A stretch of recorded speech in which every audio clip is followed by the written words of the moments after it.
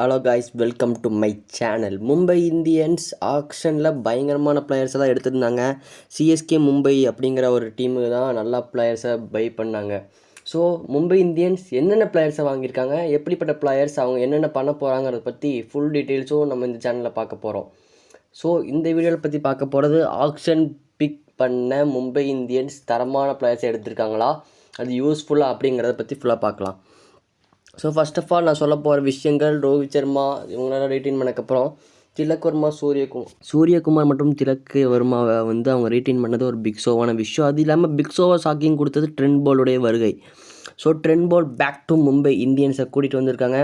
பும்ரா மற்றும் போல்ட் போட போகிற இந்த சீனை நம்ம கண்டிப்பாக மறக்கவே முடியாது.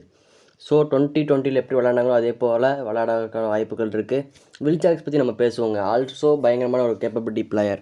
ஜெர்சியில் வேணால் அவங்க ஆர்சிபியாக இருக்கலாம், பட் ஆர்சிபி பிக் ஷோவான பிளேயரை அவங்க மிஸ் பண்ணுறாங்கன்னு நான் நினைக்கிறேன். ஏன்னா மும்பை இந்தியன்ஸ்க்கு தேவையான ஒரு பேட்டிங் மற்றும் பவுலிங்கு இந்த வருஷம் ஆக்ஷனில் கண்டிப்பாக தரமான ஒரு சம்பவம் பண்ணாங்கன்னு சொல்லலாம். ஸோ இப்போ மிச்சல் சாண்டனை பற்றி டீட்டெயிலாக பார்க்குவோமே.